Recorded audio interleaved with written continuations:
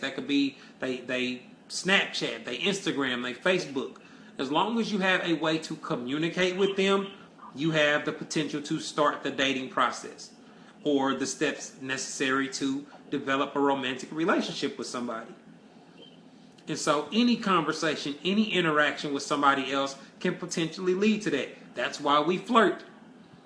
So we can figure out who likes us, who's interested in us, and we can make some type of flirtatious gesture to spark exchanging numbers or exchanging whatever kinds of information is available at the time. Did you want to add anything to the purpose of dating, Jay? No, but Jeff there hit it on the head. I mean, you're trying to see if you want to go further with the person. Just because you date doesn't mean it's gonna get, you're gonna take the next step and actually commit to the person. That's why, some people fail to realize that dating is just that. You're dating. Yeah, a lot of, I hear a lot of people that. And a lot of people think you're stuck to this one person when you're in the dating process. Some people think you're just stuck to that one person. That's not always, it's not always the case here. Yeah, I've seen people I've seen posts or different things that say stuff like you have to be loyal during the dating phase to prove you worthy of a relationship and stuff like that. And I don't agree with any of that. I don't think a person has to start being loyal or committed to somebody until they discuss being in a committed relationship and both people agree to do it. And so a lot of people don't go through the dating phase the proper way. And like you alluded to, a lot of that is because they're trying to get guarantees or assurances. And so so the next thing that I wanted to talk about is I said people often fail the dating process by failing to have the conversations needed to determine compatibility and by not making sure that the things a person tells them aligns with what they actually do in real life. Like, see, some people may do one of those things, but not all of it. And so you don't get the full picture. A lot of women get gassed up by men telling them what they want to hear, and they fail to do any fact checking. They fail to make sure that there's consistency, to make sure that the things that he told you about or he said he did are reflected in his life. You know what I mean? Like, you should be able to tell that you're really dating a lawyer by how he talks, by the language that he uses, by the company he keeps, by the lifestyle he lives. You know what I mean? Like, you talk to a person they texting you all day throughout the day, but they told you they had a real job. You know what I mean? Like, inconsistencies like that, where something they told you is not adding up to what their behavior is reflected. Every time you want to see him, he's unable to meet you anywhere because he got to drive somewhere or something's going on with his car. You know what I mean? Like, it's easy to pick up on inconsistencies or things that raise red flags if you have real conversations and you compare the information that you gather from those conversations to their real life behavior. That simple step eliminates a lot of the problems that a lot of women experience in dating. What do you think about that, Jay? Yeah, that's true, because, guys, women take what a guy tells them at face value. He says, like you said, like the lawyer was a great example. He says, he's working this big time gig, and a lot of women go gaga over it. And like you said, they don't check to see, okay, if that behavior or how he lives is consistent with what he says he's doing. Yeah, I mean, it doesn't necessarily have to have a fancy car or anything like that, but it's just how he handles it, how he carries himself. Right. I mean, there are other things that women do that put themselves in a bad predicament. A lot of women judge the wrong things. Like you say, thinking a dude got wealth because he drive a Mercedes, or you know what I'm saying? Like, they use these things to try to figure out information about a guy based off inaccurate things. Like, for example, one thing that comes to mind is women will, we talk about the first date all the time, right? Women view a man that invites them to the crib super negative and will cut him off and make all types of negative assumptions about a guy that invites him to the crib, where they don't even take the time to figure out or realize he might have been inviting you to his $400,000 crib because this shit is fly as hell. You know what I'm saying? Because he knows how to cook. Because he has some wine on deck. Because, you know what I'm saying? Like, they don't realize that everything's not how they assume it is. Those assumptions or those... Go ahead. Ask for what? Like, okay, well, but they don't ask what they're going to do. They're like, okay, do you have any plans there or anything like that? They just assume, okay, he just wants me to jump in his bedroom and have sex. Right. They make assumptions like that based off past experience. I guess that makes sense to a degree, but but on the same token, so they'll view a guy that invited them to the crib negatively, even though he could be a perfectly fine dude, and they'll give additional cool points to a dude that invites him to a restaurant when he could not be shit and just invited you out to get some food. So it's things like that where they already struggle to identify the difference between real men and fuckboys, but they hurt themselves with false stuff like that. Right, and even like the dude that's inviting you to the restaurant, I mean, for you know, he's probably trying to do the same thing that you thought the guy inviting you to the crib was trying to do anyway. Yeah, I mean it's easy to see how a fuckboy could be successful with women. Like a lot of things that women believe in set themselves up to be taken advantage of by fuckboys. I say it all the time. You know what I mean? Like they question things that I tell them that's real, and they believe in motivational, feel-good stuff way quicker than they believe in the actual truth.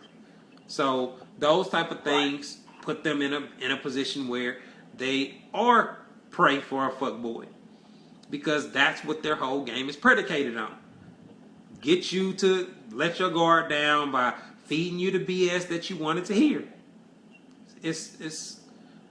There's a reason that there's a epidemic of fuckboys. A lot of women make themselves prey and make it very easy for the type of game that they run on women to be successful. And by the time that they figure out what's going on, they already in their feelings or they already pregnant. You know what I'm saying? Like it's just a bad situation all around. That from a male perspective, it looks like that it could have been avoided. You know what I mean? I saw somebody on page say that I'm only talking about stupid women. Man, it's not stupid women. Some of the women that do this shit are lawyers. They own their own businesses. Some of these women have their own houses. They're not just stupid women. Like I see a lot of women say that, oh, you're only talking about little girls. Little girls are not 39. You know what I'm saying? Like these are not teenagers that are sending me these questions. These are grown ass women.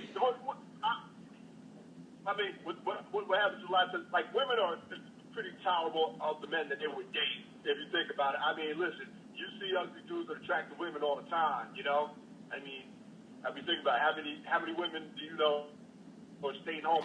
How many attractive women you know are staying home on Friday and Saturday nights here? True. Well, single attractive women. Yeah, I mean, it's funny how there's this assumption that I'm only talking about the dumb, super dumb chicks. Like, no, some of these women are very intelligent. That's why it's so confusing to see how they end up in these predicaments with men. So, I mean, you would think that women that have been dating these men, dating for years, they've been dating and having sex for decades, but they don't refine or don't change their dating strategies. They don't make adjustments to the type of men that they date. They consistently do the same things over and over and over again. So now, the next thing that I put up was, in order to come up with an effective dating strategy, You have to consider the dating climate a person is in and their long-term relationship goals. So for women, for attractive women, they have to understand how much supply and demand has shifted the dating game. The way the dating plateau is set up right now, it is significantly in favor of men for a variety of reasons. For one, men generally do not have the same relationship goals that women do. And they do not take the same approach to achieving their relationship goals. Most men do not place the burden on whether or not they enjoy the situation with the woman, on whether or not they got in a committed relationship or not. That's not what most men's goal is when they approach a woman. A man is perfectly fine engaging with a woman, communicating with a woman privately, and seeing things progress between them romantically. Even if he don't fuck. Just going from strangers to interacting regularly to being able to kiss, being able to rub on her ass, to almost fucking is progress. And most men are perfectly cool with that when they see themselves getting closer to having sex. And so most men don't have the same goals that women have when it comes to dating. That's why they consistently meet their relationship goals. They're not trying to hit 3-pointers. They're shooting a bunch of layups. They're taking higher percentage shots than women are generally taking. Because women generally judge the situation on whether or not it turns into a committed relationship. And if it doesn't, they consider everything was a waste of time. They don't remember nothing positive about it. They didn't get anything out of it, when we know that those are not usually the facts. So that type of response shows you how women view dating. If it does not end up in a committed relationship, most women see it as a complete waste of time and a complete failure. And they don't take into account how they contributed to it not developing to a relationship. That's the part that's usually missing. They see that they were having sex, I was doing this, I was giving him wife benefits or whatever way they want to describe it, but they can never see what they did to contribute to making the situation not work out or making the man not want to commit to her. They can only see that they didn't get what they wanted, and somehow, some way, as we all know, the man's going to take the blame for that. That's his fault. So, let's see. All right, so another thing that I wrote down was a lot of the things women do in an attempt to get guarantees or assurances from men disrupt the natural dating process and prevent possible relationships from ever developing. We see, we've had specific shows on the women that take this approach where they ask, where's this relationship going, or where's this headed? As soon as they start kicking it with a guy.